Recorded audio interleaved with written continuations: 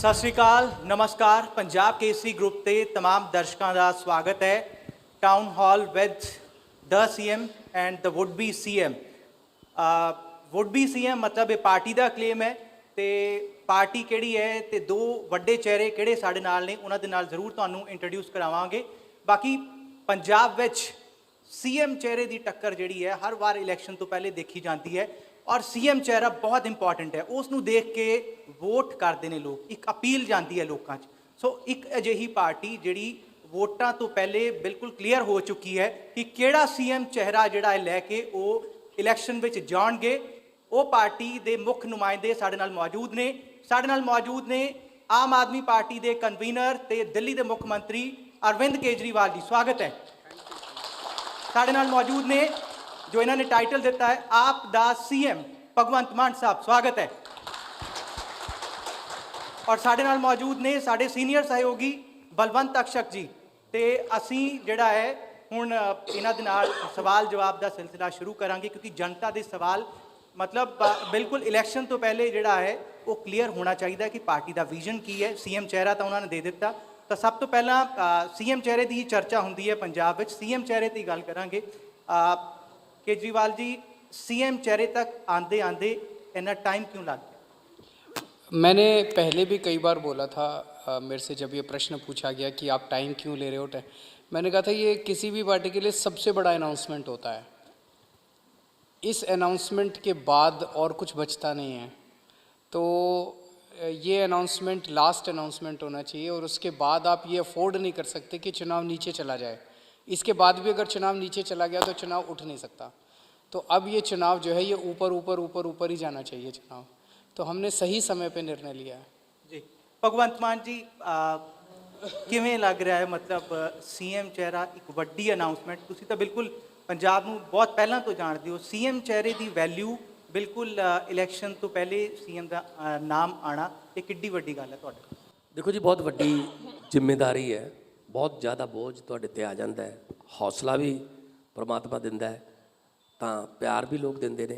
सो मैं केजरीवाल साहब का, उन्होंने सारी टीम का इस गल तो बहुत बहुत धन्नवाद करदा कि काम घर च उठे हुए एक आम जे व्यक्ति नूं उन्होंने इस वड्डी पोस्ट के काबिल समझिया और पंजाब के लोगों ने भी लखां की गिनती च जिहड़ियां वोटां पा के मेरे ते है जिहड़ा विश्वास जताया। जे मेरा जिहड़ा विश्वास है या जिम्मेदारी है जे वो दुगनी हुई है, हौसला भी उन्ना ही वधिया है। पंजाब दे विच कोने कोने जाके आए हैं, पिछले 7 साल तो गलियां च ही फिरदे हैं। कल्ले कल्ले घर की समस्या पता है, कल्ले कल्ले घर के नक्शे पता है, किहड़े इलाके च किहड़ी समस्या है सब पता है। सो रोड मैप पूरा तैयार करके मिल के असी चलांगे। जिमें दिल्ली इन्होंने काया पलट करती, पंजाब का भी असी करांगे। केजरीवाल साहब, आपके मन में तो पहले से ये भाव था कि मुख्यमंत्री पद का चेहरा भगवंत मान साहब होंगे। अनाउंसमेंट करने में आपने ज़रूर देर की, लेकिन रायशुमारी की क्या ज़रूरत थी इसके लिए? भगवंत को मैं बहुत प्यार करता हूँ, मेरा बहुत अजीज़ है। मैं हमेशा कहता हूँ कि मेरा छोटा भाई है जी। तो अगर मैं ऐलान कर देता कि भगवंत मान हमारा चेहरा होंगे तो ये आरोप लगता कि केजरीवाल ने अपने करीबी को, जैसे वो पार्टी अपने बेटों को बना देती है, केजरीवाल ने अपने छोटे भाई को बना दिया। तो जब हम दोनों बात कर रहे थे तो इन्होंने ही प्रस्ताव दिया जी कि जनता से पूछते हैं सर, मेरे को कोई लालच नहीं है सीएम का, जनता मना करेगी तो कोई बात नहीं, पर अगर जनता हाँ कहेगी तब लेंगे जिम्मेदारी। जनता से पूछते हैं। तो जनता से जब पूछा, हमें भी उम्मीद नहीं थी कि इतना ज़बरदस्त समर्थन मिलेगा। 93% लोगों ने इनके पक्ष में बोला। तो जब 93% लोगों ने बोला तो आप सोच सकते हो कि उसमें बहुत सारे कांग्रेसी भी थे, इसका मतलब बहुत सारे अकाली दल वाले भी थे। तो आज भगवंत नाम के चेहरे पे आम आदमी पार्टी, कांग्रेसी, अकाली दल वाले, बीजेपी वाले सब लोगों ने मोहर लगा दी कि सही चेहरा यही है। मान साहब जी, आपको ये उम्मीद थी कि रायशुमारी में लोग आपके ही पक्ष में वोट देंगे? क्या उम्मीद थी आप? मैं जिस तरह सीएम साहब ने बोला है, मैंने ये आइडिया दिया था कि आमतौर पर जो पार्टी प्रधान है उसके ड्राइंग रूम से सीएम का चेहरा जनता पर थोप दिया जाता है। जी। ये इसका भाई होगा, ये इस कोटे से होगा, उस कोटे से होगा। तो मैंने कहा अरविंद जी क्यों ना इस बार हम एक पब्लिक का कोटा क्रिएट कर लें, पब्लिक को भी लगे या हाँ हमसे पूछा गया, कुछ तो पूछा गया। वरना क्या होता है कई बार जो पब्लिक है वो किसी पार्टी के खिलाफ किसी एमएलए को जिता देती है, हंग असेंबली आ जाती है, तो वो आदमी बिना पूछे उन लोगों के फतवे का जो फायदा उठाता है, कीमत उसकी वसूलता है। जिसको जिस पार्टी के खिलाफ वोट दिए होते हैं वो उसी पार्टी में चला जाता है बिना पूछे। लोग कहते हैं यार हमारे साथ तो धोखा हो गया यार, इन्हीं को हराने के लिए तो हम गए थे। तो इसलिए मुझे इतना पता था, क्योंकि मैं 17.5 साल का था जब उन्होंने मुझे भगवंत मान बना दिया, तो उससे बड़ा तो मैं कुछ बन नहीं सकता। लेकिन हाँ, ये 93.3% वोट डालकर मेरे मान को और बढ़ा दिया। लेकिन आम आदमी पार्टी के लिए, पंजाब के लिए मेरी जान हाजिर है। चाहे मुझे ओहदे का पद का वो नहीं है। सुरजीत पात्र जी का एक शेर है कि मैं राहां ते तुरदा नहीं, मैं तुरदा हाँ तां राह बन दे, युगां युगां तो आउंदे काफले इस गल दा गवाह बन दे। हमेशा सोचा ਬਣੀਏ ਲੋਕਾਂ ਦੇ ਪਿਆਰ ਦੇ ਪਾਤਰ, ਕਦੇ ਵੀ ਨਹੀਂ ਸੋਚਿਆ ਉਹ ਬਣਦੇ ਜਾਂ ਆ ਬਣਦੇ। ਸੋ ਉਹ ਆ ਨਹੀਂ ਬਣਨਾ, ਅਸੀਂ ਤਾਂ ਪੰਜਾਬ ਵਾਸਤੇ ਆ, ਪੰਜਾਬ ਠੀਕ ਕਰੇ ਕੋਈ ਮਰਜ਼ੀ ਕਰੇ। ਚਲੋ ਪੰਜਾਬ ਦੀ ਜ਼ਬਰਦਸਤ ਗੱਲ ਹੋ ਰਹੀ ਹੈ। ਦਿੱਲੀ ਦੇ ਸੀਐਮ ਤੇ ਆਪ ਦੇ ਸੀਐਮ, ਤੁਹਾਡੇ ਸਾਹਮਣੇ ਪੰਜਾਬ ਦੇ ਵੱਡੇ ਮੁੱਦੇ ਕਿਹੜੇ ਨੇ, ਜਵਲੰਤ ਮੁੱਦੇ? ਦੇਖੋ ਸਭ ਤੋਂ ਵੱਡਾ ਮੁੱਦਾ ਜਿਹੜਾ ਪੰਜਾਬ ਦਾ ਇਸ ਵਕਤ ਹੈ ਹੌਟ, ਉਹ ਹੈ ਬੇਰੁਜ਼ਗਾਰੀ। ਇੰਨਾ ਜ਼ਿਆਦਾ ਜਿਹੜੇ ਬੇਰੁਜ਼ਗਾਰੀ ਹੋ ਗਈ ਕਿ ਨੌਜਵਾਨ ਮੁੰਡੇ, ਗੱਭਰੂ ਮੁੰਡੇ, ਕੁੜੀਆਂ ਉਹ ਆਪਣੀਆਂ ਡਿਗਰੀਆਂ ਲੈ ਕੇ ਘਰੇ ਮੁੜ ਆਏ।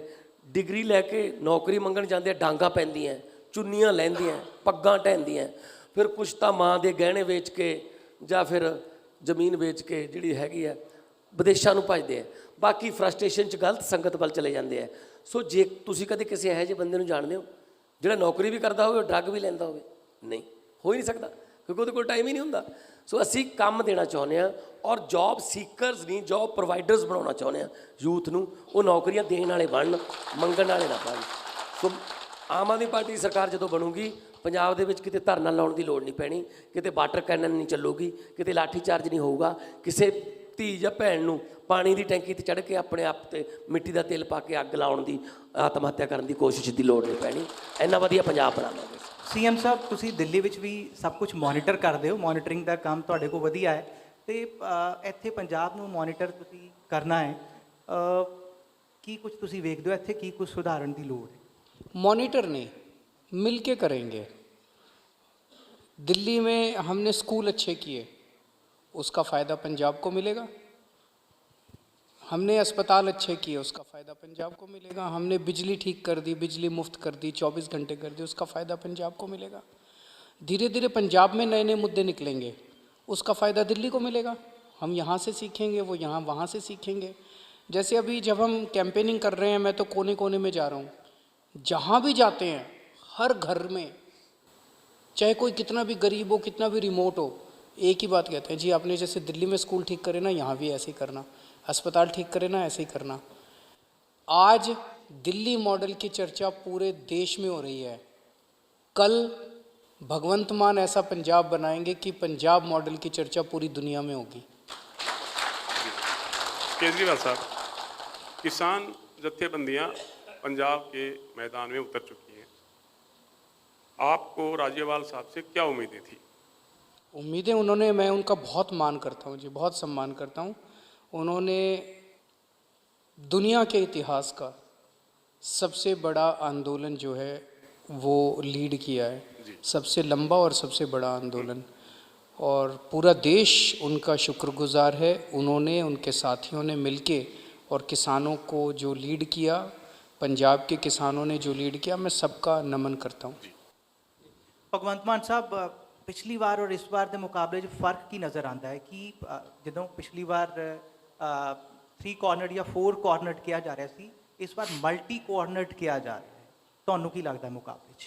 ਦੇਖੋ ਮੈਂ ਇਹਨੂੰ ਮਲਟੀ ਕੋਰਨਰ ਨਹੀਂ ਮੰਨਦਾ, ਕਿਉਂਕਿ ਦੇਖੋ ਬੀਜੇਪੀ ਜੋ ਕਾਨੂੰਨ ਬਣਾਏ 750 ਤੋਂ ਵੱਧ ਲੋਕਾਂ ਦੀ ਜਾਨ ਚਲੀ ਗਈ।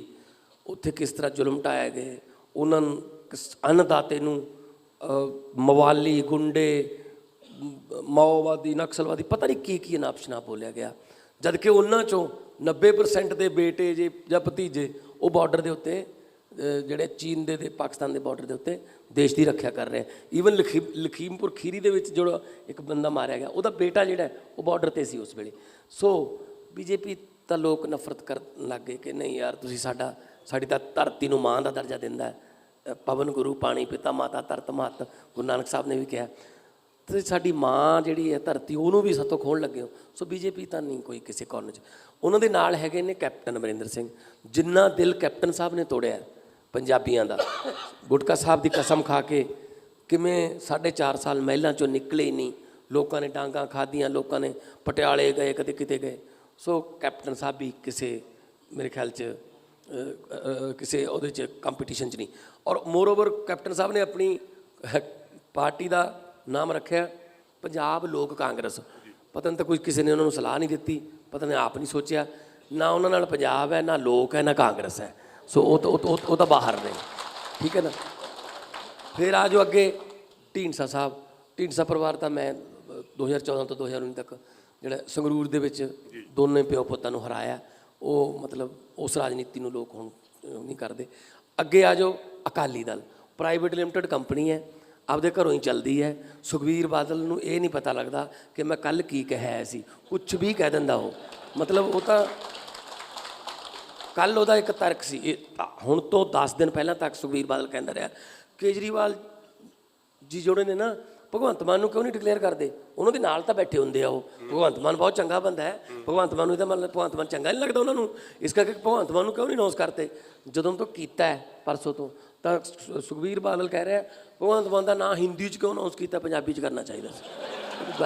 ਕੋਈ ਗੱਲ ਹੈ ਜੀ। ਮਾਨ ਸਾਹਿਬ ਇੱਥੇ ਐਡੀਸ਼ਨ ਕਰਦੇ ਹਾਂ, ਤੁਸੀਂ ਸੁਖਬੀਰ ਬਾਦਲ ਸਾਹਿਬ ਦਾ ਜ਼ਿਕਰ ਕੀਤਾ ਹੈ, ਉਹ ਬਾਰ-ਬਾਰ ਫਿਰ ਜਾਂ ਫਿਰ ਬਾਕੀ ਵਿਰੋਧੀ ਪਾਰਟੀਆਂ ਤੁਹਾਡੇ ਤੇ ਪਰਸਨਲ ਅਟੈਕ ਸ਼ੁਰੂ ਹੋ ਜਾਂਦੇ ਹੈ, ਤੁਹਾਡੇ ਆਚਰਣ ਨੂੰ ਲੈ ਕੇ ਕੁਝ ਸਵਾਲ ਉਠਾਉਂਦੇ ਹੈ, ਉਹ ਪੀਣ ਨੂੰ ਲੈ ਕੇ ਕੁਝ ਸਵਾਲ उठाते हैं। ਉਹਨਾਂ ਕੋਲ ਹੋਰ ਕੁਝ है नहीं।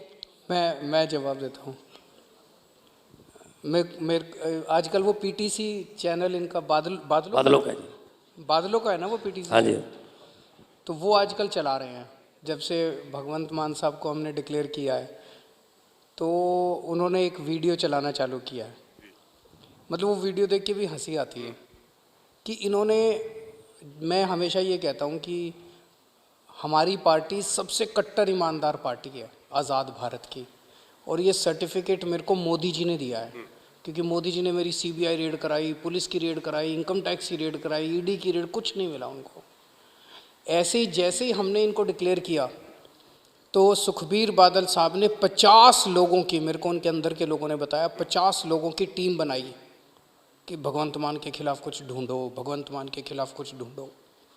चन्नी साहब ने 50 लोगों की टीम बनाई इसके खिलाफ कुछ। 48 साल इसकी उम्र हो गई, उन्होंने सबने मिला मिलू के उनको 3 वीडियो मिले हैं बस, और कुछ नहीं मिला। तो सबसे पंजाब का कट्टर ईमानदार आदमी है ये सुखबीर बादल ने सर्टिफिकेट दिया है, चन्नी साहब ने सर्टिफिकेट दिया है, उनको कुछ नहीं मिला भगवंत मान के खिलाफ। तो बेकार की बातें करते हैं, इनके पास कुछ है ही नहीं कहने के लिए। केजरीवाल साहब, पंजाब में 32% मतदाता अनुसूचित जाति से। कांग्रेस ने अनुसूचित जाति के विधायक को मुख्यमंत्री बनाया, चन्नी साहब को, और कांग्रेस को उम्मीद है कि अनुसूचित जाति के मुख्यमंत्री के नाते पंजाब के अनुसूचित जाति के ज़्यादा वोट उनके खाते में जाएंगे। आपको क्या लगता है? मेरे पास अभी थोड़े दिन पहले एक आदमी आया जी, वो अपने एससी भाईचारे का था। उसने आके मेरे से कहा, मैंने पूछा उनसे, मैंने कहा जी आप किसको वोट दोगे? बोले जी झाड़ू को। मैंने कहा झाड़ू को क्यों दोगे? आपके तो एससी भाईचारे के चन्नी साहब बन गए, इनको क्यों नहीं दोगे? तो उन्होंने कहा जी कांग्रेस धोखा दे रही है। मैंने कहा कैसे? कहते जी इन्होंने हमारे एससी भाईचारे का वोट लेने के लिए 3 महीने पहले एससी भाईचारे का सीएम तो बना दिया, लेकिन अब चुनाव के बाद सीएम नहीं बनाने वाले। देखो सीएम का चेहरा भी डिक्लेयर नहीं कर रहे हैं। धोखा दे रहे हैं, ये पूरे एससी भाईचारे के साथ धोखा कर रहे हैं। मैंने कहा मान लो अगर इन्होंने सीएम चेहरा डिक्लेयर कर दिया तो कहता सीएम नहीं बनाएंगे। जी हो सकता है चेहरा डिक्लेयर कर दे, वैसे तो चेहरा भी नहीं डिक्लेयर करेंगे, लेकिन चेहरा भी डिक्लेयर कर दिया तो ये सीएम चुनाव के बाद नहीं बनाने वाले। तो आज इन्होंने, कांग्रेसियों ने महाराष्ट्र में भी ये किया था सुशील कुमार शिंदे के साथ। उनको भी चुनाव के 3 महीने पहले उनको एससी भाईचारे का वोट लेने के लिए एक बार सीएम बना दिया 3 महीने पहले, और जैसे ही चुनाव खत्म हुए उनको सीएम नहीं बनाया। तो कांग्रेस धोखेबाज है, दगाबाज पार्टी है। पूरे एससी भाईचारे के अंदर इस टाइम इतना गुस्सा है, इतना गुस्सा है कि इस बार कांग्रेस को मजा चखाएंगे। उन्होंने जानबूझ के एससी भाईचारे को धोखा देने के लिए 3 महीने पहले उनका सीएम बनाया। ਜੀ ਕੇਜਰੀਵਾਲ ਜੀ ਔਰ ਭਗਵੰਤ ਮਾਨ ਜੀ, ਤੁਹਾਡੇ ਨਾਲ ਅਸੀਂ ਗੱਲਬਾਤ ਕਰਦੇ ਰਵਾਂਗੇ, ਹੋਰ ਬਰਨਿੰਗ ਇਸ਼ੂਜ਼ ਤੇ ਵੀ ਗੱਲ ਕਰਾਂਗੇ। ਪਬਲਿਕ ਦੇ ਥੋੜੇ ਸਵਾਲ ਲੈਂਦੇ ਹਾਂ ਪਲੀਜ਼। Hello sir. ਸਰ ਮੇਰਾ ਇੱਕ ਹੀ ਤੁਹਾਨੂੰ ਸਿਰਫ ਸਵਾਲ ਹੈ ਛੋਟਾ ਜਿਹਾ। ਮੈਂ ਰੂਬੀ ਚੋਪੜਾ ਖਰੜ ਤੋਂ ਆਈ। ਮੈਂ ਇਹ ਪੁੱਛਣਾ ਚਾਹੁੰਦੀ ਹਾਂ ਕਿ ਕਾਫੀ ਪਾਰਟੀਆਂ ਆਈਆਂ ਜਿਹੜੀਆਂ ਬਹੁਤ ਵਾਅਦੇ ਕਰਦੀਆਂ ਹੈ ਬਟ ਆਪਣੇ ਵਾਅਦਿਆਂ ਤੇ ਪੂਰਾ ਨਹੀਂ ਉਤਰਦੀਆਂ। ਤੁਹਾਡੇ ਵੀ ਕੁਝ ਵਾਅਦੇ ਨੇ ਜਿਵੇਂ ਬਿਜਲੀ, ਪਾਣੀ, ਸਕੂਲਾਂ ਨੂੰ ਲੈ ਬਦਲਾਵ ਲਿਆਓਗੇ। क्या ये तुसी वादियां ते पक्के उतरोगे? बस ਅਸੀਂ ਦਿੱਲੀ ਵਿੱਚ ਕੀਤਾ ਹੈ ਨਾ, हाँ जी सर। तो दिल्ली में किया तो यहाँ भी करेंगे। ठीक है, थैंक यू सर, यही उम्मीद है आपसे। बिल्कुल। Thank you. ਚਲੋ ਥੋੜਾ ਬਰਨਿੰਗ ਇਸ਼ੂਜ਼ ਇਹ ਹੈ ਹਾਂਜੀ, ਡਰੱਗਸ ਕਿੱਡਾ ਵੱਡਾ ਮੁੱਦਾ ਹੈ ਆਮ ਆਦਮੀ ਪਾਰਟੀ ਵਾਸਤੇ? ਦੇਖੋ ਡਰੱਗਸ ਪਿਛਲੀ ਵਾਰ ਵੀ ਬਹੁਤ ਵੱਡਾ ਮੁੱਦਾ ਸੀ, ਅੱਜ ਵੀ, ਕਿਉਂਕਿ ਹੋਇਆ ਹੀ ਨਹੀਂ ਕੁਝ ਡਰੱਗਸ ਦੇ ਖਿਲਾਫ। ਕਿਉਂ ਗੁਟਕਾ ਨਹੀਂ ਹੋਇਆ? ਗੁਟਕਾ ਸਾਹਿਬ ਦੀ ਸਹੁੰ ਖਾਧੀ, ਦਮਦਮਾ ਸਾਹਿਬ ਤਖਤ ਸ੍ਰੀ ਦਮਦਮਾ ਸਾਹਿਬ ਵੱਲ ਹੱਥ ਕਰਕੇ ਕੈਪਟਨ ਸਾਹਿਬ ਨੇ 4 ਹਫ਼ਤਿਆਂ ਦੇ ਵਿੱਚ ਮੈਂ ਲੱਕ ਤੋੜ ਦੂੰਗਾ, ਤੇ ਇਹ ਆਮ ਆਦਮੀ ਪਾਰਟੀ ਵਾਲੇ ਕਹਿੰਦੇ 4 ਮਹੀਨੇ, ਮੈਂ 4 ਹਫ਼ਤਿਆਂ 'ਚ ਲੱਕ ਤੋੜ ਦੂੰਗਾ। ਜਦੋਂ ਉਹਨਾਂ ਨੂੰ ਪੁੱਛਿਆ ਜਾਂਦਾ ਸੀ ਕਿ ਕੀ ਹੋਇਆ ਕੀ ਹੋਇਆ, ਤਾਂ ਉਹ ਕਹਿੰਦੇ ਜੀ ਜਿਹੜਾ ਕਾਨੂੰਨ ਆਪਣੀ ਕਾਰਵਾਈ ਕਰ ਰਿਹਾ, SIT ਬਿਠਾਵਾਂਗੇ, STF ਕਾਰਵਾਈ ਕਰੂ। STF ਦਾ ਇੱਕ ਲਿਫਾਫਾ ਜਿਹਦੇ 'ਚ ਜਿਹੜੇ ਕਿੰਗ ਪਿਨ ਨੇ ਉਹਨਾਂ ਦੇ ਨਾਮ ਸੀ। 5 ਸਾਲਾਂ 'ਚ ਇੱਕ ਲਿਫਾਫਾ ਨਹੀਂ ਖੁੱਲ੍ਹਿਆ ਇਹਨਾਂ ਤੋਂ, ਇੱਕ ਲਿਫਾਫਾ। ਔਰ ਚੰਨੀ ਸਾਹਿਬ ਨੇ ਖੁਦ ਕਿਹਾ ਮੁੱਖ ਮੰਤਰੀ ਬਣਨ ਤੋਂ ਬਾਅਦ ਕਿ ਕੈਪਟਨ ਸਾਹਿਬ ਨੇ ਬਾਦਲਾਂ ਨਾਲ ਮਿਲ ਕੇ ਇਹ ਕੇਸ ਖਰਾਬ ਕਰਤਾ। ਅਤੇ ਸੁਖਜਿੰਦਰ ਰੰਧਾਵਾ ਅਤੇ ਆਪਣਾ ਨਵਜੋਤ ਸਿੰਘ ਸਿੱਧੂ ਵਿਧਾਨ ਸਭਾ ਝੋਲੀ ਅੱਡ ਕੇ ਕੈਪਟਨ ਸਾਹਿਬ ਨੂੰ ਕਹਿ ਰਹੇ ਸੀ, ਕੈਪਟਨ ਸਾਹਿਬ ਕਾਰਵਾਈ ਕਰ ਦਿਓ ਮਜੀਠੀਆ ਵਗੈਰਾ 'ਤੇ ਜਿਹੜੇ ਜਿਨ੍ਹਾਂ ਦੇ ਨਾਮ ਇਲਜ਼ਾਮ ਲੱਗਦੇ। ਕਹਿੰਦੇ ਅਸੀਂ FIR ਕਰਤੀ। ਗਲਤ ਸੁਣ, ਉਸ ਤੋਂ ਬਾਅਦ ਆਪ ਬਣ ਗਏ, ਉਹ ਆਪ ਬਣ ਗਏ, 4 DGP ਬਦਲਨੇ ਪੈ ਗਏ, 4ਥਾ DGP, ਠੀਕ ਹੈ ਨਾ। ਇੱਕ FIR ਕਰਤੀ, ਔਰ FIR ਹੋਣ ਤੋਂ ਬਾਅਦ ਜਿਹੜੀ ਐਂਟੀਸਪੇਟਰੀ ਸੀ ਮੁਹਾਲੀ ਦੀ ਸੈਸ਼ਨ ਕੋਰਟ ਨੇ ਰਿਜੈਕਟ ਕਰਤੀ। 20-22 ਦਿਨ ਬੰਦਾ ਨਹੀਂ ਫੜਿਆ ਗਿਆ ਜੀ। ਇੱਕ ਕਹਿੰਦੇ ਭਾਲਦੇ ਆ, ਲੱਭਣ ਲੱਗੇ ਹੋਏ ਆ। ਯਾਰ ਕਮਾਲ ਹੈ ਸਾਡੀ ਇੰਟੈਲੀਜੈਂਸੀ। ਉਹ ਫੇਸ ਵੀ ਜਾਣਿਆ ਪਛਾਣਿਆ, ਤੇ ਉਹ ਆਪ ਵੀ ਖੁਦ ਕਹਿ ਰਿਹਾ ਮੈਂ ਇੱਥੇ ਤਾਂ ਫਿਰਦਾ ਸੀ, ਮੈਨੂੰ ਕੀ ਪ੍ਰੋਬਲਮ ਸੀ। ਉਹਨੂੰ ਇੰਨਾ ਟਾਈਮ ਦਿੱਤਾ ਗਿਆ ਕਿ ਤੂੰ ਹਾਈ ਕੋਰਟ 'ਚੋਂ ਬੇਲ ਲੈ ਲਾ, ਉਸ ਤੋਂ ਬਾਅਦ ਅਸੀਂ ਲੋਕਾਂ ਨੂੰ ਕਹਾਂਗੇ ਦੇਖੋ ਅਸੀਂ ਤਾਂ ਕਰਤਾ ਸੀ, ਪਰ ਕੋਰਟ ਨੇ ਜਿਹੜਾ ਉਹ ਛੱਡਤਾ ਉਹਨੂੰ ਜਾਂ ਬੇਲ ਦੇਤੀ। ਇਸੇ ਤਰ੍ਹਾਂ ਰਾਜਾ ਵੜਿੰਗ ਨੇ ਕੀਤਾ। ਰਾਜਾ ਵੜਿੰਗ ਬੱਸ ਫੜਦਾ ਸੀ, ਲਓ ਜੀ ਅੱਜ ਪਰਮਿਟ ਰੱਦ, ਫੇਸਬੁੱਕ 'ਤੇ ਬੱਲੇ ਸ਼ੇਰਾ। ਉਹ 4ਥੇ ਦਿਨ ਕੋਰਟ ਦੇ ਵਿੱਚੋਂ ਪਰਮਿਟ ਬਹਾਲ, ਸਾਰੇ ਪਰਮਿਟ ਬਹਾਲ ਹੋ ਗਏ ਹੁਣ, ਠੀਕ ਹੈ ਨਾ। ਸੋ ਇਹਨਾਂ ਨੇ ਆਪਸ 'ਚ ਮਿਲ ਕੇ ਕੱਚੇ ਪੈਰਿੰਗ ਗੇਮ ਖੇਡੀ ਹੈ। ਆਮ ਆਦਮੀ ਪਾਰਟੀ ਆਊਗੀ, ਕਾਨੂੰਨ ਆਪਦੀ ਕਾਰਵਾਈ ਕਰੂਗਾ, ਮੰਤਰੀ ਹੋਵੇ ਭਾਵੇਂ ਸੰਤਰੀ ਹੋਵੇ। ਜੀ ਕੇਜਰੀਵਾਲ ਜੀ, ਜਿਹੜੀਆਂ ਇਹ 2 ਲਿਫਾਫੇ ਹਾਈ ਕੋਰਟ 'ਚ ਪਏ ਹੋਏ ਹੈ, ਕਨਵੀਨਰ ਦੇ ਤੌਰ 'ਤੇ ਭਗਵੰਤ ਮਾਨ ਜੀ ਤੁਹਾਡਾ CM ਫੇਸ ਹੈਗੇ ਕਿ ਜੋ ਚੁਣੌਤੀ ਇੱਥੇ ਮੌਜੂਦਾ ਸਰਕਾਰ ਵਾਸਤੇ ਰਹੀ, ਉਹ ਲਿਫਾਫੇ ਨਹੀਂ ਖੁੱਲ੍ਹ ਪਾਏ। 2 ਰਿਪੋਰਟਾਂ ਪਈਆਂ ਹੋਈਆਂ ਹਾਈ ਕੋਰਟ 'ਚ। ਇਹ ਜੇ ਤੁਹਾਡੀ ਸਰਕਾਰ ਬਣੀ ਤਾਂ ਇਹ ਤੁਸੀਂ ਖੋਲ੍ਹ ਪਾਓਗੇ ਰਿਪੋर्टां? देखो जी, नीयत का सवाल है। आपकी नीयत लिफाफे खोलने की है कि नहीं है? हम लिफाफे भी खोलेंगे और लिफाफे में जिन लोगों का नाम है उनको जेल भी भेजेंगे। हमारा मकसद पंजाब के अंदर नशा ख़त्म करना है। हमारा मकसद है जो बच्चे नशे में चले गए उनका रिहैबिलिटेशन करना, उन बच्चों को नौकरियां देना, जॉब्स देना, नशा ख़त्म करना। नशा ख़त्म करने के लिए उनके किंगपिन भी पकड़ने पड़ेंगे और उनका जो पूरा सप्लाई का नेटवर्क है, ये कोई 2-4 आदमी नहीं चलाते, कई 100 लोग इसके अंदर शामिल हैं। उस पूरे नेटवर्क को पकड़ के, धरपकड़ करके मिशन, एक तरह से युद्ध छेड़ना पड़ेगा। पूरे पंजाब के अंदर नशे के खिलाफ युद्ध छेड़ना पड़ेगा। वो हम करेंगे क्योंकि हम इनसे मिले हुए नहीं हैं, हमारी नीयत साफ़ है, हम करना चाहते हैं। केजरीवाल साहब, चुनाव में नशा और पैसा खूब चलता है, कैसे मुकाबला करेंगे आप? अभी मैं इस बार जब आया तो एयरपोर्ट पे उतरा, सो एक आदमी ने मेरे से कहा कि जी, मैंने पूछा किसको वोट दोगे, बोला जी आम आदमी पार्टी को। तो मैंने कहा वो तो पैसा लेके आते हैं आखिरी दिन, फिर क्या करोगे? तो कहता है जी पैसा उनसे ले लूँगा, वोट आपको दे दूँगा। जी। तो मैंने बिठा के उसको समझाया, मैंने उसका कहा कि देख, इस बार अपने को ईमानदारी करनी है, पैसा नहीं लेना, हमारी इसको वोट दोगे तो हम आपको साल के कम से कम 2 लाख रुपए आपकी जेब में डालेंगे, 5 साल में 10 लाख रुपए आपकी जेब में डाल देंगे। कहता है कैसे? मैंने कहा बिजली मुफ्त करेंगे। बिजली मुफ्त करने से, 300 यूनिट बिजली मुफ्त करने से एक परिवार को लगभग 15,000 रुपये का बचत हो जाएगी। हम सारा इलाज मुफ्त करेंगे, जैसे दिल्ली में कराए, सबका इलाज, सारा इलाज मुफ्त करेंगे और बढ़िया इलाज देंगे, अच्छा इलाज देंगे। एक क्रोसिन लेनी हो, चाहे 20 लाख का, 40 लाख का भी ऑपरेशन होगा, मुफ्त होगा। साल में मोटे मोटे तौर पे एक परिवार के 50,000 रुपये का तो खर्चा दवाइयों का आ ही जाता है। आपके बच्चों की एजुकेशन अच्छी करेंगे, सरकारी स्कूल शानदार बनाएंगे, तो एक बच्चे के 3,000 4,000 रुपये महीने का प्राइवेट स्कूल में खर्चा आ जाता है। अब आपको प्राइवेट में पढ़ाने की जरूरत नहीं पड़ेगी, आप सरकारी स्कूल में पढ़ाओगे। हर महिला को, 18 साल से ऊपर की महिला को 1,000 रुपये, ये सारा मिला के लगभग 2 लाख रुपए बनता है। और ये एक वोट खरीदने के कितने पैसे देते हैं? कितने देते हैं? 2,000 3,000 1,000 1,500 2,000। 2,000 रुपये लोगे या 10 लाख रुपए करोगे? 10 लाख रुपए चाहिए, बताओ। मैंने उससे पूछा, कहते जी चुनाव के पहले 2,000 उनसे ले लेंगे, चुनाव के बाद 10 लाख आपसे ले लेंगे।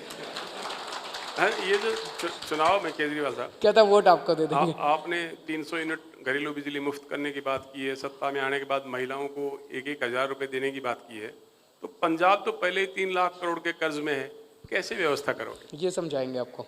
देखिए, पहली बात तो ये है कि 3 लाख करोड़ का कर्जा है। जी। पहली सोचने वाली बात ये है सर कि वो 3 लाख करोड़ कहाँ गया, कहाँ खर्च हुआ? पंजाब में कोई सरकारी स्कूल तो बना नहीं नया, पंजाब में कोई अस्पताल नहीं नया बना, पंजाब में किसी को नौकरी नहीं दी गई, पंजाब में कोई सड़क नहीं बनाई सरकार ने। जो सड़कें बनाई हैं वो प्राइवेट कंपनियों ने बनाई हैं। हर 50 किलोमीटर के बाद टोल प्लाजा आता है, पैसे लेते हैं वो। तो फिर 3 लाख करोड़ गया कहाँ? हाँ, थोड़ा थोड़ा नज़र आता है कहाँ गया। जब सिस्मा में महल बन जाता है, जब एक 7 स्टार होटल बन जाता है, जब बसों की गिनती 2,500 तक चली जाती है, जब शॉपिंग कम्प्लेक्स खुल जाते हैं, तब पता चलता है थोड़ा थोड़ा कि खजाना इधर गया है थोड़ा बहुत। जब ईडी की रेड होती है तब भी पता चलता है कि पैसा कहाँ पड़ा था। जब 56 करोड़ के कागजात मिल जाते हैं तब भी पता चलता है कि इधर है खजाना। तो हम वो खजाना भी जो लूटा हुआ है, पुराना हिसाब भी करेंगे, और माफिया राज का जो पैसा इधर जा रहा है वो खजाने की तरफ आएगा। हम कर्जा उतारेंगे भी, हम खजाना भरेंगे भी, और लोगों को सहूलतें भी देंगे। जैसे अरविंद जी ने दिल्ली में किया है, 26,000 करोड़ का पहला बजट था जो मनीष जी ने पेश किया था, अब 69,000 का बजट पेश किया है, दुगने से भी ज़्यादा कर दिया। और एजुकेशन फ्री है, 73% दिल्ली को बिजली फ्री है, इलाज फ्री है, 20,000 लीटर पानी फ्री है। लेकिन अरविंद केजरीवाल जी की टेन्योर में 1 रुपया भी दिल्ली ने कर्जा नहीं लिया। ये होता है मतलब अगर नीयत अच्छी हो।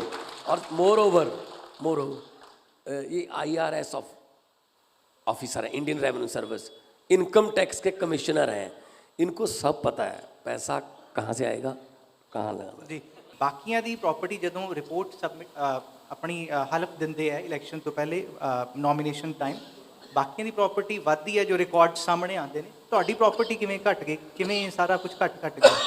देखो 2012 ਦੇ ਵਿੱਚ ਮੈਂ ਪਹਿਲੀ ਇਲੈਕਸ਼ਨ ਲੜਿਆ ਤਾਂ ਜਿੰਨੇ ਵੀ ਮੈਂ ਕਲਾਕਾਰੀ ਜੀਵਨ ਦੇ ਵਿੱਚ ਮੈਂ ਕਮਾਏ ਸੀ ਪੈਸੇ, ਟੈਕਸ ਦਿੱਤਾ, ਮੈਂ ਉਹ ਡਿਕਲੇਅਰ ਕਰਤਾ। ਉਸ ਤੋਂ ਬਾਅਦ 2014 ਦੇ ਵਿੱਚ ਆਮ ਆਦਮੀ ਪਾਰਟੀ ਵੱਲੋਂ ਸੰਗਰੂਰ ਤੋਂ ਲੜਿਆ ਤਾਂ 2012 ਨਾਲੋਂ 2014 'ਚ ਮੇਰੀ ਪ੍ਰਾਪਰਟੀ ਘਟ ਗਈ, ਕਿਉਂਕਿ ਮੈਂ ਕੰਮ ਬੰਦ ਕਰਤਾ, ਮੇਰਾ ਇਹਨਾਂ ਨੇ ਸੀਰੀਅਲ ਬੰਦ ਕਰਾਤੇ, ਮੇਰੀਆਂ ਫਿਲਮਾਂ 'ਚ ਮੈਨੂੰ ਕੰਮ ਨਹੀਂ ਕਰਨ ਦਿੱਤਾ, ਬਦਲਾਖੋਰੀ ਸੀ। ਮੈਂ ਕਿਹਾ ਕੋਈ ਗੱਲ ਨਹੀਂ। 2017 'ਚ ਜਲਾਲਾਬਾਦ ਤੋਂ ਲੜਿਆ, 2014 ਨਾਲੋਂ ਪ੍ਰਾਪਰਟੀ ਘਟ ਗਈ। 2019 'ਚ ਫਿਰ ਦੁਬਾਰਾ ਸੰਗਰੂਰ ਤੋਂ ਲੜਿਆ, 2017 ਨਾਲੋਂ ਘਟ ਗਈ। ਆ 2022 ਦੀ ਤਿਆਰੀ ਹੈ, ਕੱਲ ਪਰਸੋਂ ਕਾਗਜ਼ ਜਿਹੇ ਕੱਢਦੇ ਫਿਰਦੇ ਸੀ, 19 ਨਾਲੋਂ ਵੀ ਘਟ ਗਈ। ਮੈਂ ਇਹ ਪੁੱਛਣਾ ਚਾਹੁੰਦਾ, ਮੈਨੂੰ ਇਹ ਕੋਈ ਮਲਾਲ ਨਹੀਂ ਕਿ ਮੇਰੀ ਪ੍ਰਾਪਰਟੀ ਘਟ ਗਈ, ਮੈਂ ਜਨਤਾ ਦੀ ਸੇਵਾਦਾਰ ਹਾਂ, ਮੈਂ ਆਪ ਖੁਦ ਚੁਣਿਆ, ਮੈਂ ਨਹੀਂ ਪੈਸੇ ਦਾ ਪੀਰ ਹੈਗਾ ਜਾਂ ਮੈਂ ਪੈਸੇ ਦਾ ਪੁੱਤ ਹਾਂ। ਮੇਰਾ ਸਵਾਲ ਇਹ ਹੈ ਕਿ ਮੇਰੀ ਜਿੱਤ ਕੇ ਵੀ ਪ੍ਰਾਪਰਟੀ ਘਟੀ ਜਾਂਦੀ ਹੈ, ਇਹਨਾਂ ਦੀ ਹਾਰ ਕੇ ਵੀ 10 ਗੁਣਾ 15 ਗੁਣਾ ਕਿਉਂ ਹੋ ਜਾਂਦੀ ਹੈ? ਇੱਥੇ ਖਜ਼ਾਨਾ ਹੈ, ਖਜ਼ਾਨਾ ਇੱਥੇ ਹੈ। ये जो चन्नी साहब रोज कहते हैं मैं आम आदमी हूँ, मैं आम आदमी हूँ, मैं चन्नी साहब आम आदमी नहीं है। ਚਲੋ ਜਨਤਾ ਦਾ ਸਵਾਲ ਲੈਂਦੇ। सर मेरा सवाल है कि सारी दुनिया स्पेस में पहुंच गई है, मंगल ग्रह के सुपने ले रहे हैं। सर मेरा सवाल ये है कि महिला के सुरक्षित के चलते अगर मान लीजिए कोई लेडीज़ रात को 8 या 9 बजे मेरे शहीद भगत सिंह नगर में पहुंचती है, जहाँ से मैं बिलोंग करता हूँ, तो वहाँ से सर रात को 8 बजे गांव में कनेक्टिविटी नहीं है, तो रात को पूरे पंजाब में चल जाइए, रात को एक शहर से गांव में कनेक्टिविटी नहीं है, इसके लिए सर आपकी सरकार कौन सा स्टेप लेगी? देखिए बहुत बढ़िया सवाल है भाजी। कनैक्टिविटी वैसे भी पंजाब के लोग ना हुण इन्ना जो कहते ना कि दुध का फूकिया लस्सी नूं फूका मारदा है, इस तरह का माहौल पंजाब दे विच बना रखा है। किते चेनियां खिच के लै जाते हैं, किते किते ड्रग वाले है, उन्होंने 200-300 चाहिए होंगे, वो शाम नूं कोई ना कोई इस तरह की गल, कोई बल्ब ला लिया, कोई बैटरी ला ली। तो ये जिहड़ा माहौल है ना, ये तां करके है कि बेरोज़गारी है, तो लोग जिहड़े ने ना वो इन्ना कम्मां 'च पए हुए ने कि हत्थ ने रोटी खाण वास्ते कोई चैनी खिच ली हो। कनैक्टिविटी तुहाडी बिल्कुल सही गल है, कनैक्टिविटी तां बनूगी जे पंजाब दे विच मजबूत सरकार बनूगी तो लॉ एंड ऑर्डर, भाईचारक सांझ ते शांति जिहड़ी, देखो असीं पंजाबी हाँ, असीं लोकां दीयां बगानियां धीआं भैणां दीयां इज्जतां बचाउण लई मन्ने जांदे आ, पर सानूं अज इत्थे आपदियां धीआं भैणां दीयां चुन्नियां लहाउणियां पै रहीआं ने आपदियां सरकारां तो। सो ये सब कुछ उदों बंद होऊगा भाजी जदों ईमानदार सरकार आ गई। ईमानदारी उप्पर तो थल्ले नूं ट्रैवल करदी है, चोरी भी उप्पर तो थल्ले नूं ट्रैवल करदी है। सो ईमानदार सरकार आऊगी, सारे बंदे सेफ होणगे, सुरक्षित होणगे ते अपने आप नूं माण महसूस करनगे जी। सर एक मेरा सवाल हो रहा कि मैं एक हैंडीकैप हाँ, तो मेरी उम्र सीगी 25 साल, मैं एक सरकार ते यकीन किया, वो मैनू 5 साल नौकरी नहीं दे सकी, तो मेरी हो गई 35, फिर वो दोबारा सरकार आ गई तो मेरी उम्र हो गई 40, फिर मैनू नौकरी नहीं दी, वो बाद एक होर सरकार आ गई तो मेरी उम्र हो गई 45। सर हुण तुहाडी सरकार आऊगी तो मैं 5 साल आ सका कि मैं 10 साल नौकरी करके रिटायरमेंट कर लूँगा?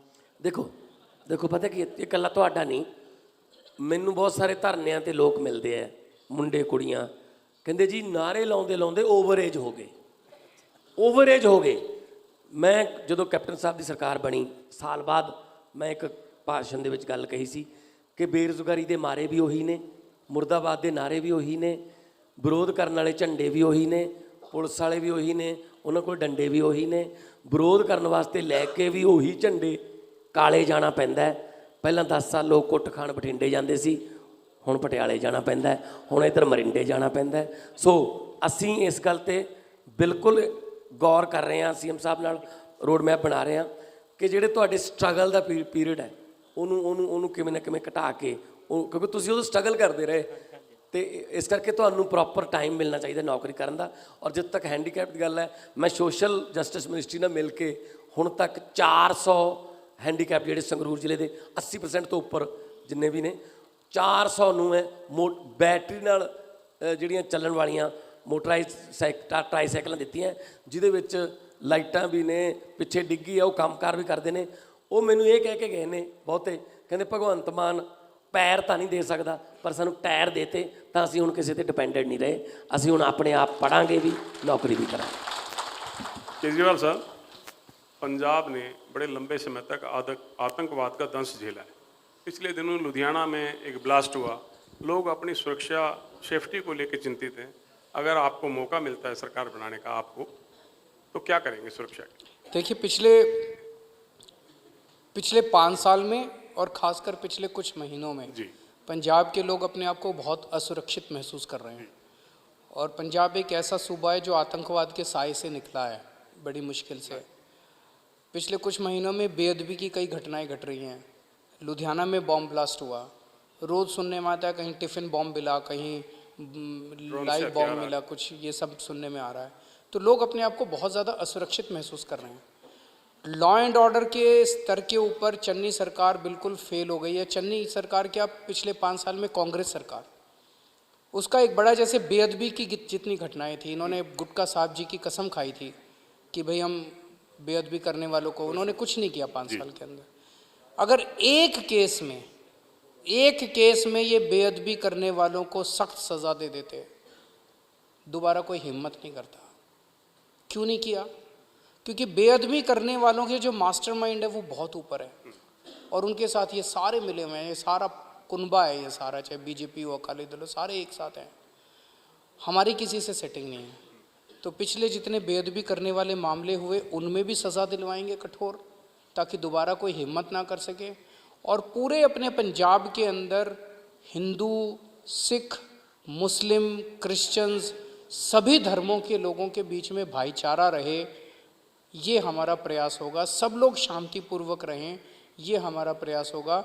हर परिवार, हर इंसान, सबकी सुरक्षा की और उनके व्यापार की सुरक्षा की जिम्मेदारी हमारी होगी। इसी से जुड़ा सवाल केजरीवाल साहब कि पिछले दिनों प्रधानमंत्री नरेंद्र मोदी जब पंजाब में आए तो फिरोजपुर में उनका काफिला रोक लिया गया, सुरक्षा में चूक को लेकर बड़ी बड़ी बातें हुई, आप कैसे देखते हैं? दोनों तरफ से राजनीति हुई जी, इधर से भी उधर से भी। प्रधानमंत्री की सुरक्षा को लेकर राजनीति अच्छी बात नहीं है। मुझे लगता है कि हम एक ऐसा पंजाब बनाएंगे जिसमें प्रधानमंत्री भी सुरक्षित होगा, मुख्यमंत्री भी सुरक्षित होगा, और पंजाब के 3 करोड़ पंजाबी भी सुरक्षित होंगे। आज आपने आतंकवाद की बात की। व्यापारियों से जब कोई व्यापारी व्यापार करता है, जी, उससे जब हर महीने इंस्पेक्टर पैसे लेने जाता है, तो वो भी तो सरकारी आतंकवाद है। कोई अपना नया व्यापार शुरू करना चाहता है, उसको लाइसेंस नहीं दिया जाता। इंडस्ट्री लगाना चाहता है, आज पंजाब की सारी इंडस्ट्री उठ के मध्य प्रदेश और उधर जा रही है। पंजाब के कोई इंडस्ट्री, नई इंडस्ट्री लगाना चाहता है, उसको इंडस्ट्री नहीं लगाने दी जाती। ये सब खत्म किया जाएगा, ये बंद किया जाएगा। पंजाब से जो इंडस्ट्री उठ के बाहर गई है, सारी इंडस्ट्री को वापस लेके आएंगे। व्यापारियों को सुख सुविधा दे, अच्छी सुविधा देंगे ताकि वो शांति से अपना व्यापार ठीक कर सके। इंस्पेक्टर राज बंद किया जाएगा, दिल्ली में बंद करके दिखाया हम लोगों ने। रेड राज बंद किया जाएगा, रेड बंद होंगी। अब इंस्पेक्टर दफ्तर से काम करेंगे, उनको बाहर नहीं निकलने देंगे। एक और एग्जाम्पल मैं दूंगा। मंडी गोविंदगढ़ एशिया की सबसे बड़ी लोहा मंडी मानी जाती है। अब वहाँ ओवरब्रिज बन गया। आप ओवरब्रिज से लेफ्ट या राइट देखोगे तो नीचे जो फैक्ट्रियाँ हैं उनकी चिमनियों में घास उगा हुआ है। ऐसा लगता है कोई इराक का कोई डिस्टर्ब सिटी उजड़ गया हो। हम सीएम साहब गए थे व्यापारियों के पास अपना मंडी गोविंदगढ़ में। एक व्यापारी ने रो के कहा कि मेरी 10 करोड़ की टर्नओवर थी, आजकल मैं छोले भटूरे की रेडी लगाता हूँ। अगर आपको सरकारें जो हैं वो हमारी इंडस्ट्री को बचा नहीं सकती, जब लोग सक्सेस से डरने लगे कि हम ज़्यादा कामयाब हो गए तो सरकार हिस्सा मांगेगी। अगर सरकारों को हम डराने के लिए या हिस्सा डालने के लिए थोड़ी बनाते हैं। इन दिनों में व्यापारी लोग जो हैं वो लाल थैली में पैसे लेकर वो इस पार्टी के पास भी जाते हैं, दूसरी पार्टी के पास भी जाते हैं। वो ये नहीं कहने जाते कि आप बहुत अच्छे हो, ये हमको आपको फंड देंगे, लाओ सरकार। वो ये कहने जाते हैं, भाई साहब अगर तुम आ गए हमें तंग मत करना, हमें काम कर लेने देना। भाई साहब अगर तुम आ गए हमें तंग मत करना, हमें काम करना। मतलब सरकारें हम तंग करने के लिए थोड़ी बनाते हैं। ये लाल थैली कल्चर बंद होगा अगर हमारी सरकार से कोई इंडस्ट्री वाला 5 यूनिट की मंजूरी मांगेगा, हम 7 यूनिट की मंजूरी देंगे, लेकिन उसको कहेंगे 200 लड़कों को, 200 लोगों को और काम दे, रोजगार दे। जी सीएम साहब, ਦਿੱਲੀ ਮਾਡਲ ਪੰਜਾਬ ਮਾਡਲ ਹੈ। ਦਿੱਲੀ ਦੇ ਸਾਰੇ ਐਗਜ਼ਾਮਪਲਸ ਦਿੰਦੇ ਹੋ ਕਿ ਦਿੱਲੀ 'ਚ ਅਸੀਂ ਇਹ ਕੁਝ ਸੁਧਾਰ ਦਿੱਤਾ। ਦਿੱਲੀ ਮਾਡਲ ਪੰਜਾਬ ਮਾਡਲ ਦੀ ਗੱਲ ਹੁੰਦੀ ਹੈ ਕਿ ਪੰਜਾਬ ਵਿੱਚ ਪੰਜਾਬ ਮਾਡਲ ਚਾਹੀਦਾ ਹੈ, ਤੇ ਫਿਰ ਬਹੁਤ ਸਾਰੇ ਸਵਾਲ ਅਜਿਹੇ ਵੀ ਉੱਠਦੇ ਨੇ ਕਿ ਸਰਕਾਰ ਕਿੱਥੋਂ ਚੱਲੇਗੀ? ਸਰਕਾਰ ਦਿੱਲੀ ਤੋਂ ਚੱਲੇਗੀ ਕਿ ਪੰਜਾਬ ਤੋਂ ਚੱਲੇਗੀ? मैं आपकी बात समझ रहा हूँ। कांग्रेस ने आज जो माहौल बना दिया है वो बहुत ख़तरनाक है। मेरे को याद है कैप्टन साहब जब थे, कैप्टन साहब दिल्ली जाते थे, 4-4 5-5 दिन तक दिल्ली बैठे रहते थे। सोनिया गांधी जी मिलती नहीं थी उनसे, बिना मिले वापस आना पड़ता था। ये कैप्टन साहब की बेइज्जती नहीं है, पूरे पंजाब की बेइज्जती करता है गांधी परिवार। पूरे पंजाब की, पंजाबियों की, 3 करोड़ पंजाबियों की बेइज्जती करते हैं कांग्रेस वाले। आज चन्नी साहब का क्या हाल है? 90% टाइम दिल्ली बैठे रहते हैं, पूरी की पूरी इनकी कैबिनेट दिल्ली बैठी रहती है। सिद्धू साहब दिल्ली बैठे रहते हैं, सिद्धू पूरी पार्टी इनकी दिल्ली बैठी रहती है। भगवंत से पूछ लो पिछले 3 महीने में कितनी बार दिल्ली गया। मुझे तो कभी दिल्ली तलब नहीं किया हमारे गया, यहाँ जैसे इनको दिल्ली कर वाले लेते जो है हैं। वो पंजाब बैठे रहते हैं। हमारी पार्टी पंजाब से चलती है, दिल्ली वालों को आना होता है तो पंजाब आते हैं, उनकी पार्टी दिल्ली से चलती है। ये बंद करेंगे। दिल्ली से ना सरकार चलेगी, दिल्ली से ना पार्टी चलेगी, नंबर 1। नंबर 2, आज पंजाब में मैं जहाँ भी जाता हूँ, घर घर के अंदर एक ही बात बोलते हैं, जी आपने स्कूल बड़े अच्छे कर दिए, पंजाब में भी कर देना। आपने दिल्ली के अस्पताल बड़े अच्छे कर दिए, पंजाब में भी कर देना। बिजली बड़ी, जो अच्छे अच्छे काम दिल्ली में करे हैं वो सारे अच्छे काम पंजाब में भी करेंगे। पंजाब के गांव से चलेगा, पंजाब के मोहल्ले से चलेगा, पंजाब के शहरों से चलेगा। पंजाब ना दिल्ली से चलेगा ना कहीं और से चलेगा। ਜੀ ਤੁਸੀਂ ਕਹਿ ਰਹੇ ਹੋ ਕਿ ਘਰ ਘਰ ਤੁਸੀਂ ਵਿਜ਼ਿਟ ਕੀਤਾ, ਕਈ ਪਿੰਡਾਂ 'ਚ ਵਿਜ਼ਿਟ ਕੀਤਾ, ਇੱਕ ਨਾਰਾ ਵੀ ਚੱਲਿਆ ਸੀ ਪਿੱਛੇ, ਘਰ ਘਰ ਚੱਲੀ ਗੱਲ, ਇਹ ਤਾਂ ਨਹੀਂ ਕੁਝ ਸੁਣਾਈ ਦਿੱਤਾ? ये एक और ये बताएंगे आप। वो सिर्फ उन्होंने लिखा है, उन्होंने कहा 36,000 कच्चे मुलाजिमों को पंजाबी पक्के कर दिया, पक्के करता 36,000 ਜਿਹੜੇ ਕੋਈ ਰੋਡਵੇਜ਼ ਦੀ ਬੱਸ ਨਹੀਂ ਛੱਡੀ, ਕੋਈ ਖੰਭਾ ਨਹੀਂ ਛੱਡਿਆ, ਕੋਈ ਮੋਟਰ ਦਾ ਕੋਠਾ ਨਹੀਂ ਛੱਡਿਆ ਜਿਹੜਾ ਸੜਕ ਤੋਂ ਨਜ਼ਰ ਆਉਂਦਾ ਹੋਵੇ। 36,000 ਨੂੰ ਪੱਕੇ ਕਰਤਾ। ਤੇ ਪ੍ਰੈਸ ਕਾਨਫਰੰਸ ਦੇ ਵਿੱਚ ਮੈਂ ਮੁੱਦਾ ਉਠਾਇਆ, ਮੈਂ ਕਿਹਾ ਮੈਂ 3 ਜ਼ੀਰੋਆਂ ਲਾਸਟ ਵਾਲੀਆਂ ਕੱਟ ਦੇਣਾ, ਚੰਨੀ ਸਾਹਿਬ ਮੈਨੂੰ 36 ਬੰਦੇ ਮਿਲਾ ਦਿਓ ਜਿਹੜੇ ਪੱਕੇ ਕੀਤੇ ਨੇ। 5 ਦਿਨਾਂ ਬਾਅਦ ਉਹਨਾਂ ਨੂੰ ਕਹਿਣਾ ਪਿਆ ਰਾਜਪਾਲ ਦੀ ਫਾਈਲ ਪਈ ਹੈ, ਸਾਈਨ ਨਹੀਂ ਕਰਦਾ। ਮੈਂ ਕਿਹਾ ਫਿਰ ਬੋਰਡ ਕਿਉਂ ਲਾਏ ਨੇ? ਫਿਰ ਬੋਰਡ ਲਾਉਣੇ ਸੀ ਕਿ 36,000 ਕਾਮਿਆਂ ਦੀ ਫਾਈਲ ਰਾਜਪਾਲ ਨੂੰ ਭੇਜੀ, ਫਿਰ ਤਾਂ ਮੰਨ ਲੈਂਦੇ। ਤੇ ਆ ਘਰ ਘਰ ਦੇ ਵਿੱਚ ਚੱਲੀ ਗੱਲ ਵਾਲਾ ਜਿਹੜਾ ਮੈਨੂੰ ਕੱਲ੍ਹ ਕਿਸੇ ਨੇ ਭੇਜਿਆ, ਕੱਲ੍ਹ ਸ਼ਾਮ ਨੂੰ, ਕਹਿੰਦੇ ਘਰ ਘਰ ਦੇ ਵਿੱਚ ਚੱਲੀ ਗੱਲ, ਚੰਨੀ ਪੈਸੇ ਰੱਖਦਾ ਆਪਦੇ ਭਾਣਜੇ ਵੱਲ। ਅੱਛਾ, ਪਬਲਿਕ ਦਾ ਸਵਾਲ ਲਵਾਂਗੇ। ਉਸ ਤੋਂ ਪਹਿਲਾਂ ਅਸੀਂ ਇੱਕ ਗੱਲ ਕਲੀਅਰ ਕਰ ਲਈਏ ਕਿ ਮੁਲਾਜ਼ਮਾਂ ਦੀ ਗੱਲ, ਇੱਥੋਂ ਦੇ ਜਿਹੜੀ ਸੱਤਾਧਾਰੀ ਧਿਰ ਹੈ ਉਹਨਾਂ ਨੇ ਦਿੱਲੀ ਵੀ ਜਾ ਕੇ ਪ੍ਰੋਟੈਸਟ ਕੀਤਾ ਕਿ ਮੁਲਾਜ਼ਮਾਂ ਦੇ ਗਿਲੇ ਸ਼ਿਕਵੇ ਉੱਥੇ ਵੀ ਹੈਗੇ ਨੇ, ਉੱਥੇ ਵੀ ਗਿਲੇ ਸ਼ਿਕਵੇ ਹੈਗੇ ਨੇ ਦਿੱਲੀ 'ਚ। ਤੁਸੀਂ ਪੰਜਾਬ ਦੇ ਗਿਲੇ ਸ਼ਿਕਵੇ ਜਿਹੜੇ ਟੰਕੀਆਂ 'ਤੇ ਚੜ੍ਹੇ ਹੋਏ ਨੇ, ਨੇਤਾਵਾਂ ਨੂੰ ਘੇਰ ਰਹੇ ਨੇ, ਆਪਣੇ ਰਿਪਰੈਜ਼ੈਂਟੇਟਿਵਸ ਨੂੰ ਘੇਰ ਰਹੇ ਨੇ, ਇਹ ਚੁਣੌਤੀਆਂ ਤੋਂ ਕਿਵੇਂ ਪਾਰ ਪਾਓ? वो नवजोत सिंह सिद्धू मेरे घर के बाहर गए थे धरना करने। ਹਾਂਜੀ, वो सिद्धू साहब का धरना था, वहाँ के मुलाजिमों का धरना नहीं था। तो वो बोले, सिद्धू साहब मेरे घर पे गए, और ये भी धरना करने तब जाते हैं जब मैं यहाँ पंजाब में होता हूँ।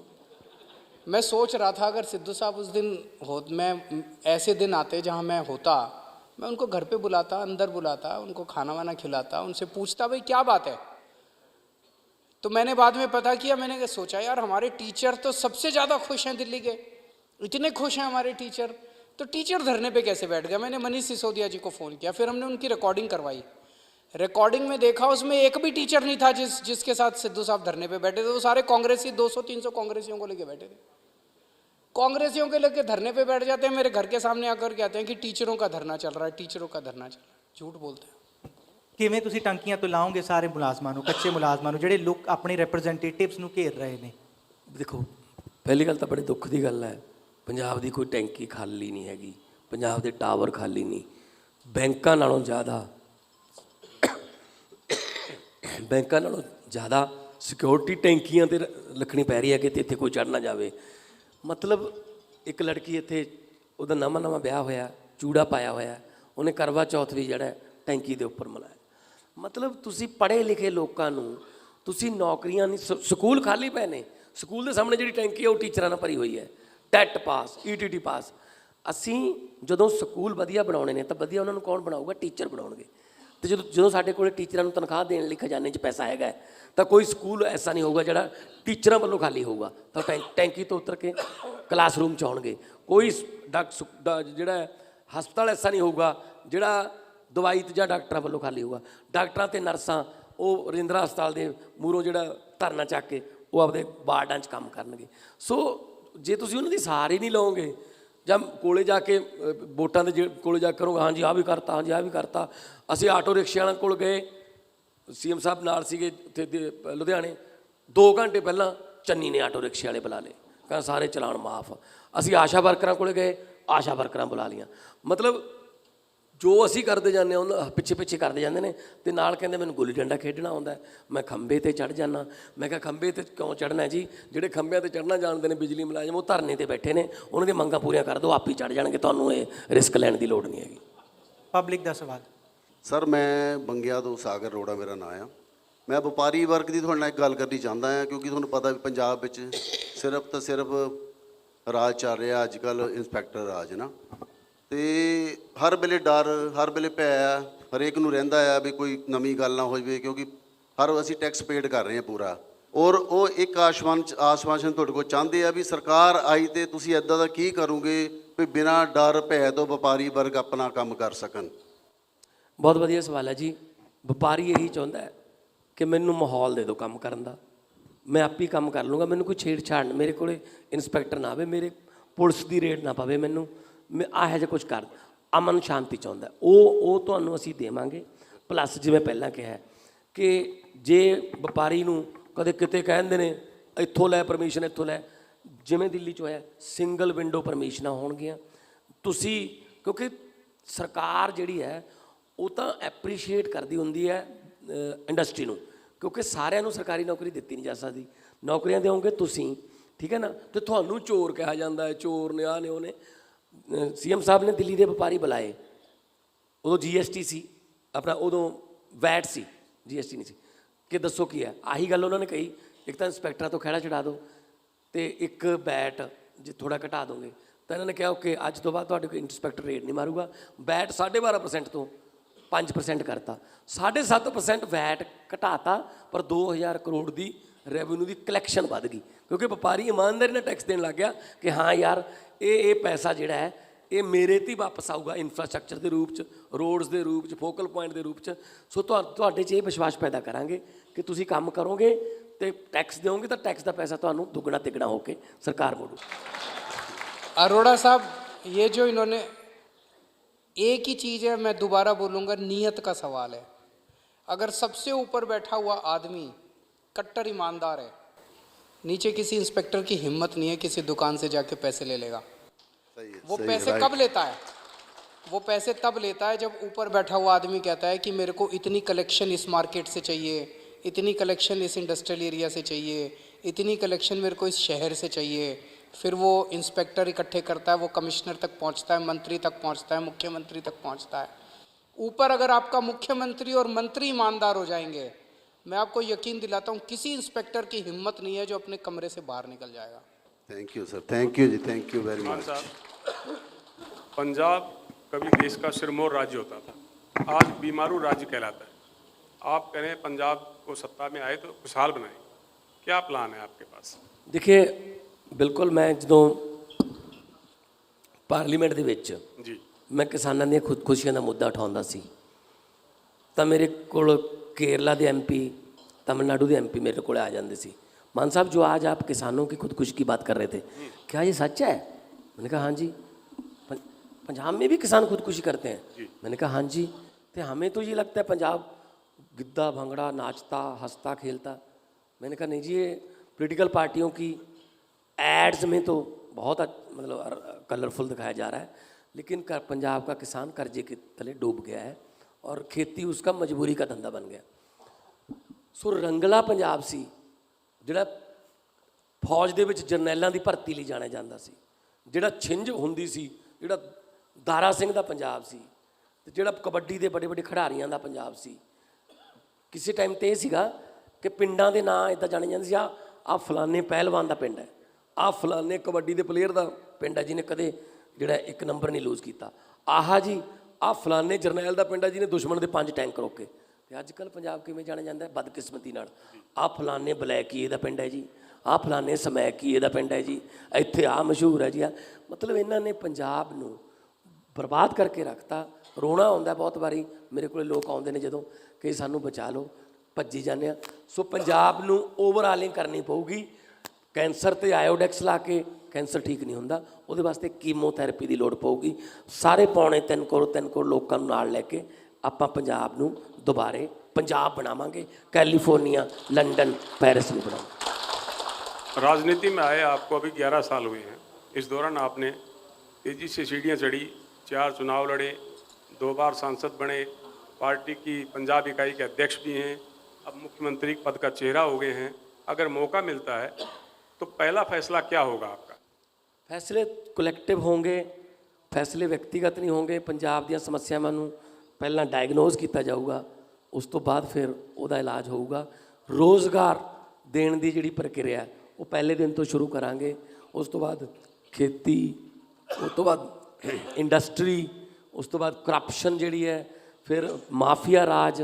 ਸੋ ਕੋਈ ਵੀ ਐਸਾ ਵਰਗ ਹੈ ਨਹੀਂ ਜਿਹੜਾ ਦੁਖੀ ਨਾ ਹੋਵੇ, ਸਾਰਿਆਂ ਦੇ ਦੁੱਖ ਧੋਵਾਂਗੇ। ਸਿਆਣੇ ਕਹਿੰਦੇ ਆ ਖੁਸ਼ੀਆਂ ਵੰਡਣ ਨਾਲ ਦੁੱਗਣੀਆਂ ਹੋ ਜਾਂਦੀਆਂ, ਦੁੱਖ ਵੰਡਣ ਨਾਲ ਅੱਧੇ ਰਹਿ ਜਾਂਦੇ ਆ। ਅਸੀਂ ਪੰਜਾਬੀਆਂ ਦੇ ਦੁੱਖਾਂ 'ਚ ਹਿੱਸਾ ਪਾਵਾਂਗੇ, ਕਿਸੇ ਖੱਡ 'ਚ ਜਾਂ ਕਿਸੇ ਮਾਫੀਆ 'ਚ ਹਿੱਸਾ ਨਹੀਂ ਪਾਵਾਂਗੇ। ਜੀ ਅਸੀਂ ਕੰਕਲੂਡ ਕਰਾਂਗੇ ਜਾਂਦੇ ਜਾਂਦੇ। ਕੇਜਰੀਵਾਲ ਸਾਹਿਬ, ਇਹ ਦੱਸੋ ਕਿ ਜਿਹੜੇ ਵੱਡੇ ਚਿਹਰੇ ਨੇ ਪੰਜਾਬ ਦੇ, ਤੁਸੀਂ ਤਾਂ ਆਪਣਾ ਸੀਐਮ ਫੇਸ ਦੇ ਦਿੱਤਾ, ਪਰ ਫਿਰ ਵੀ ਜਿਹੜੇ ਵੱਡੇ ਚਿਹਰੇ ਨੇ, ਬਾਦਲਸ ਨੇ, ਵਿਕਰਮ ਮਜੀਠੀਆ ਤੇ ਕੈਪਟਨ ਸਾਹਿਬ ਨੇ, ਬੀਜੇਪੀ ਦੇ ਕਈ ਚਿਹਰੇ ਨੇ, ਹੋਰ ਕਈ ਧਿਰ ਨੇ, ਇਹ ਜਿਹੜਾ ਮੁਕਾਬਲਾ ਹੈ ਬਾਕੀ ਵੱਡੇ ਚਿਹਰਿਆਂ ਕਿੱਡੀ ਚੁਣੌਤੀ ਤੁਸੀਂ ਸਮਝਦੇ ਹੋ? जितने आपने नाम लिए, इन सब ने मिलके पंजाब को लूटा है। पहली बार आपको एक कट्टर ईमानदार सीएम मिलने जा रहा है। एक मौका पंजाब के लोगों ने 19 साल बादल परिवार को दिए, 26 साल कांग्रेस को दिए। एक मौका ईमानदार पार्टी को देखो, एक बार एक कट्टर ईमानदार को सीएम बना के देखो, पसंद नहीं आए तो बदल देना। ਸੀਟ ਕਿਹੜੀ ਹੈ? Seat Dhuri seat. ਚਲੋ ਇਹ ਤੁਹਾਡਾ ਇਲਾਕਾ ਹੈ। ਤੁਸੀਂ ਇੱਕ ਜਾਂਦੇ ਜਾਂਦੇ ਕੌਨਫੀਡੈਂਸ ਦਾ ਰਾਜ਼ ਕੀ ਹੈ ਕਿ ਇੱਕ ਮੌਕਾ, ਮਤਲਬ ਜਿਹੜਾ ਤੁਸੀਂ ਕਹਿ ਰਹੇ ਸੀ ਕੰਮ ਕੀਤਾ ਹੈ ਤਾਂ ਵੋਟ ਦੇਣਾ, ਇਸ ਵਾਰ ਟੈਸਟ ਕਰ ਲਓ, ਅਗਲੀ ਵਾਰ ਜੇ ਪਸੰਦ ਨਹੀਂ ਆਏ ਤਾਂ ਚੇਂਜ ਕਰ, ਇਸ ਕੌਨਫੀਡੈਂਸ ਦਾ ਕੀ ਰਾਜ਼? नीयत, साड़ी नीयत साफ़ है जी। और अगर आपकी नीयत साफ़ है, मैं तो छोटा आदमी हूँ, उम्र में भी छोटा हूँ, लेकिन मैंने 5 साल में एक ही चीज़ सीखी है, सरकार में पैसे की कमी नहीं है। लोग भी बड़े अच्छे हैं, टीचर भी बड़े अच्छे हैं सरकारी, डॉक्टर भी बड़े अच्छे हैं सरकारी, अफसर भी ठीक हैं। ऊपर बैठे हुए पॉलिटिशियन ख़राब हैं सारे के सारे। अच्छी नीयत वाले पॉलिटिशियन ले आओ, सब कुछ ठीक हो जाएगा। स्कूल भी ठीक हो जाएंगे, अस्पताल भी ठीक हो जाएंगे, खेती भी ठीक हो जाएगी, व्यापार भी ठीक हो जाएगा, सब ठीक हो जाएगा। एक मौका पंजाब नूं, ਇੱਕ ਮੌਕਾ ਆਪਣੇ ਆਪ ਨੂੰ। एक मौका अपने आप नूं। ਚਲੋ ਇਸੀ ਪੋਜ਼ਿਟਿਵ ਮੈਸੇਜ ਦੇ ਨਾਲ ਅਸੀਂ ਕੰਕਲੂਡ ਕਰਦੇ ਹਾਂ ਤੇ ਬਹੁਤ ਬਹੁਤ ਸ਼ੁਕਰੀਆ ਦਿੱਲੀ ਦੇ ਸੀਐਮ ਤੇ ਆਮ ਆਦਮੀ ਪਾਰਟੀ ਦੇ ਕਨਵੀਨਰ ਅਰਵਿੰਦ ਕੇਜਰੀਵਾਲ ਜੀ ਤੇ ਭਗਵੰਤ ਮਾਨ ਜੀ, ਤੁਹਾਡਾ ਵੀ ਬਹੁਤ ਬਹੁਤ ਸ਼ੁਕਰੀਆ। ਸੋ ਜਨਤਾ ਨੂੰ ਇਸ ਪਾਰਟੀ ਨੇ ਆਪਣਾ ਵਿਜ਼ਨ ਦੇ ਦਿੱਤਾ ਹੈ, ਸੀਐਮ ਫੇਸ ਵੀ ਦੇ ਦਿੱਤਾ ਹੈ ਤੇ ਬਾਕੀ ਪਾਰਟੀਆਂ ਵਿੱਚ ਹਜੇ ਗੱਲਬਾਤ ਚੱਲ ਰਹੀ ਹੈ ਤੇ ਕਿਹੜੀ ਗੱਲਬਾਤ ਤੇ ਲੋਕ ਗੌਰ ਕਰਨਗੇ, ਇਸ ਲਈ 20 ਫਰਵਰੀ ਦਾ ਇੰਤਜ਼ਾਰ ਕਰਨਾ ਪਏਗਾ। ਤੇ ਤੁਸੀਂ ਵੇਖਦੇ ਰਹੋ ਜਗਬਾਣੀ, ਪੰਜਾਬ ਕੇਸਰੀ ਤੇ ਨਵੋਦਿਆ ਟਾਈਮਸ। ਧੰਨਵਾਦ। शुक्रिया।